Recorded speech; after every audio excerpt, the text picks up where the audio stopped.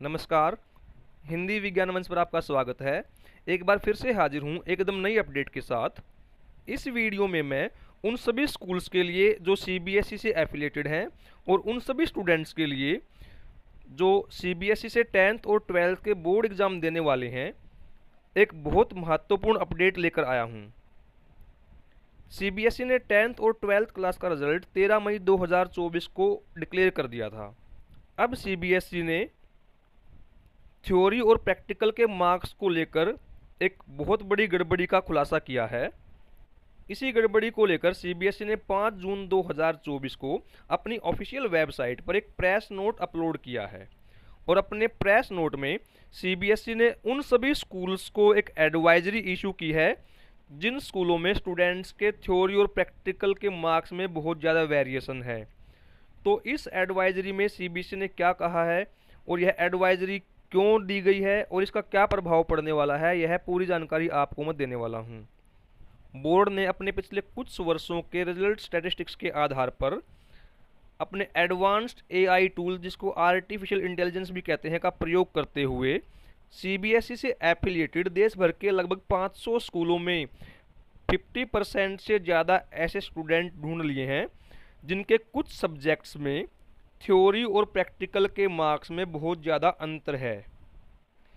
और इन्हीं स्कूल्स को सीबीएसई ने एक एडवाइजरी इशू की है।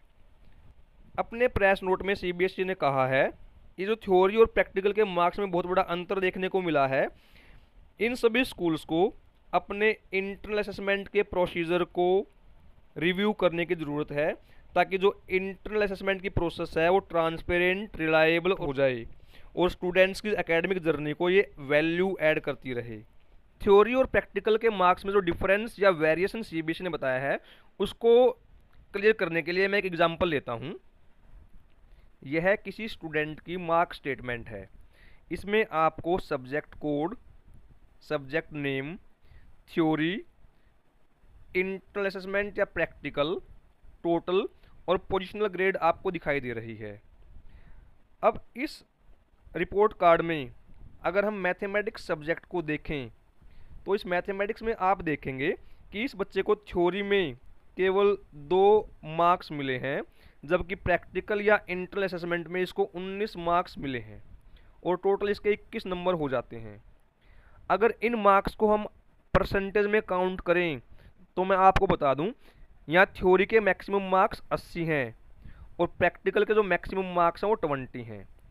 अब इस बच्चे को 80 में से केवल 2 अंक मिले हैं। अगर इसको हम परसेंटेज में कन्वर्ट करें तो यह 0.25% के आसपास बन जाता है और अगर 19 मार्क्स को हम परसेंटेज में कन्वर्ट करते हैं तो ये 95% बन जाते हैं। तो आप इन दोनों में वेरिएशन देख सकते हैं कितना बड़ा है। यही बात सीबीएसई ने कही है। देश भर के 500 से ज़्यादा स्कूल ऐसे हैं जिनके 50% से ज़्यादा स्टूडेंट्स के थ्योरी और प्रैक्टिकल के मार्क्स में बहुत ज़्यादा डिफरेंस है। कुछ स्टूडेंट ऐसे भी हो सकते हैं जहां ये मामला उल्टा हो कि स्टूडेंट के थ्योरी में अंक अच्छे आ जाएं और प्रैक्टिकल में स्कूल ने मार्क्स कम लगा दिए हों, लेकिन वैसे केस कम मिलेंगे।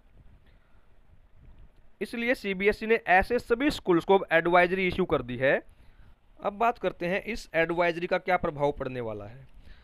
अगर इस साल के रिजल्ट की बात करें तो इस साल के रिजल्ट पर इससे कोई प्रभाव नहीं पड़ने वाला, लेकिन आने वाले सेशंस में यह एडवाइजरी बहुत ही महत्वपूर्ण होने वाली है। अभी तक यह देखने में आया है कि जिन स्कूल्स में स्टूडेंट के थ्योरी और प्रैक्टिकल के मार्क्स में बहुत ज़्यादा डिफरेंस पाया गया है, या तो उनका असेसमेंट प्रोसीजर है वो रिलायबल नहीं है, या ये स्कूल्स जानबूझकर सभी बच्चों को 100% मार्क्स अवार्ड कर देते हैं। लेकिन अब ऐसा पॉसिबल नहीं हो पाएगा क्योंकि सीबीएसई अपने एडवांस्ड एआई सॉफ्टवेयर की हेल्प से किसी भी स्कूल के थ्योरी और प्रैक्टिकल के मार्क्स की वेरिएशन का पता लगा लेगी। इसलिए अब कोई भी स्कूल आंख बंद करके इंटरनल के मार्क्स अपलोड नहीं कर पाएगा। अब सभी स्कूल्स को अपनी जो इंटरनल असेसमेंट प्रोसीजर यानी आंतरिक मूल्यांकन की प्रक्रिया है उसको और अधिक ट्रांसपेरेंट और रिलायबल बनाना होगा ताकि स्टूडेंट के थ्योरी और प्रैक्टिकल के मार्क्स में ज़्यादा वेरिएशन ना आ पाए। इसीलिए स्टूडेंट्स भी अपनी स्टडी पर ध्यान देंगे। जो स्टूडेंट अब तक सोचते आ रहे थे कि प्रैक्टिकल या इंटरनल असेसमेंट में तो मार्क्स लग ही जाएंगे चाहे हम कुछ ना करें, वो भी अब इस बात को छोड़ दें और अपनी स्टडी पर ध्यान दें।